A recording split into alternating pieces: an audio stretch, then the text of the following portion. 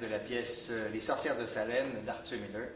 Alors, je suis en compagnie de Pierre Gendron qui va jouer le rôle principal, John Proctor, et de Mireille Léglin qui va jouer aussi le rôle principal de sa femme, Elisabeth. J'essaie toujours de faire, c'est trouver une œuvre qui, pour moi, représente l'humain. Vous savez, la comédie humaine, c'est pas pour rien.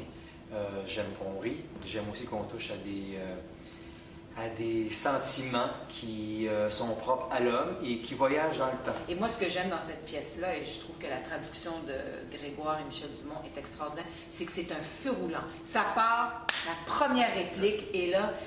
Et avec Les sorcières de Salem, ce que je trouve extraordinaire, c'est un fait vécu. En fait, c'est une histoire qui est basée sur des faits réels qui se sont passés à Salem en 1692. Et c'est ça qui est intéressant. En fait, c'est un classique. Ça se passe en 1692, mais c'est universel et c'est extrêmement actuel. Même la construction de la pièce, des fois, je la trouve supérieure au film. Des fois, je regarde le film.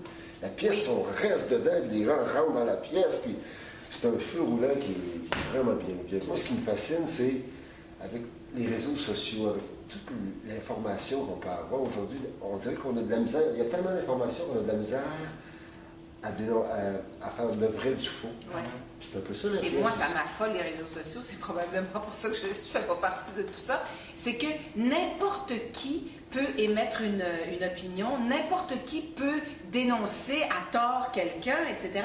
Puis c'est ça, Salem. C'est Abigail qui décide de se venger. À un moment donné, ça la dépasse, puis à un moment donné, elle en jouit parce qu'elle voit le pouvoir qu'elle a. Et là, elle a la main mise sur ses petites amies, elle a la main mise sur ce village, et elle va faire croire aux adultes cette machination invraisemblable. Et ça ressemble beaucoup à ce qu'on voit sur les réseaux sociaux. Autant ça va toucher les ados, parce que c'est quand même une histoire où le centre, c'est une histoire aussi d'adolescents, et puis en même temps, ça va faire réfléchir les adultes, ça va... tout le monde est concerné par ce qui se passe dans cette pièce-là. C'est un grand chef-d'œuvre. Alors moi, je vous invite à bien voir Les sorcières de Salem. Vous allez, du début de la pièce jusqu'à la fin, être sur le bout de votre siège. Vous allez avoir peur, vous allez pleurer, vous allez rire, vous allez avoir des sentiments de toutes sortes.